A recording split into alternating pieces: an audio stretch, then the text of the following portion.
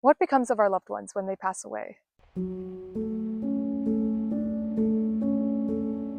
People have debated this for centuries through every form of ritual and religion. We try and control the outcome and hope they're in a better place, but death is something we can't control. Although we're mostly in the dark for what comes next, I still believe the universe sends us miracles and signs of reassurance, which are hard to ignore, and let us know that everything will be okay. My mother was telling me the story of one of her threading clients who's coming after months of not getting her eyebrows done. Apparently, she tragically lost her husband very recently and understandably postponed all of her eyebrow appointments. My mom went on about their beautiful family, how good of a woman she is, and how they have a son that goes to the local high school, graduating with a volleyball scholarship. They never saw this coming. Now, as some of you may know, these past few months, I've been painting the northern lights as a metaphor to exhibit our various human passions and the beauty of the spark that we have inside of us. But really, it's about visualizing our souls through this natural phenomenon. I told myself that I was done with the series after my poetry piece because I needed to start preparing for my brother's wedding and I needed to start packing to move back to uni in Ontario, but something was telling me I wasn't done. I'd already been thinking in the back of my mind that if I was to continue as an artist, I would paint people who've passed on as a way for their loved ones to commemorate them. The soul passes on, but the beauty of its impact in this life always remains. And this just seemed like an opportunity, so I asked my mom if I could meet this client and offer to paint something for her for free.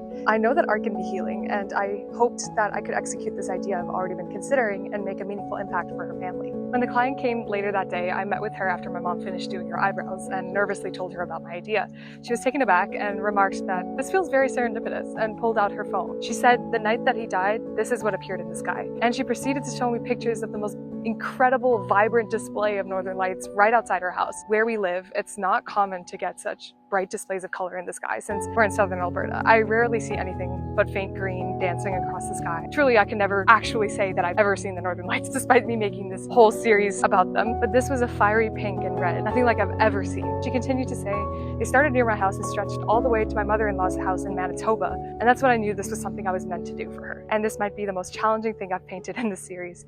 I'm used to painting figures, not faces, and this one had to be recognizable. It immediately looked a little scary at first, but I had a good reference to work off of, which was a picture of her husband wakeboarding in the lake. She gave me a bunch of really helpful details about his life, who he was, and the fact that he had a very close connection with the water, and they loved to go boating. I watched his whole memorial video and learned that when he was a kid, he used to fix up bikes, and that he loved to camp. So, using the real lights that she saw that night and other images that she sent for reference, I manufactured a scene that contained various memoirs of her husband and who he was. I spent a lot of time on the lights and portrait of him because it's hard to paint a face accurately in such an abstract way. I felt I couldn't move on until it was perfect, and this was obviously the most important part of the painting.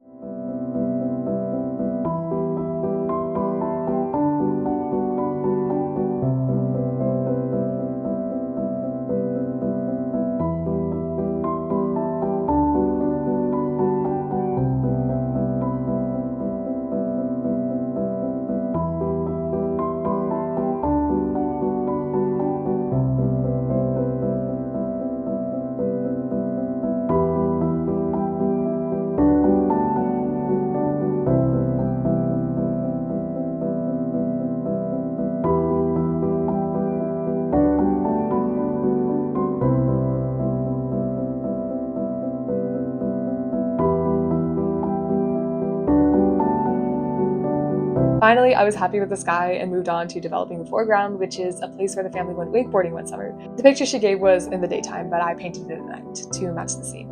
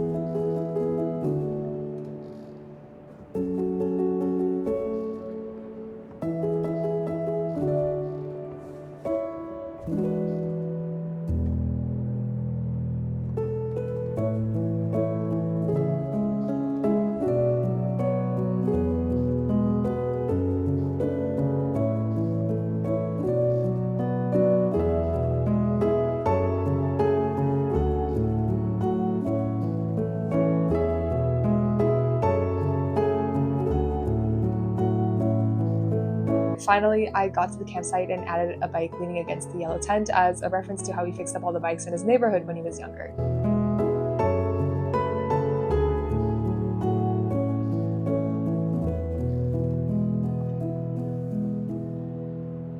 And finishing touches, I added his star sign constellation. He was a Virgo.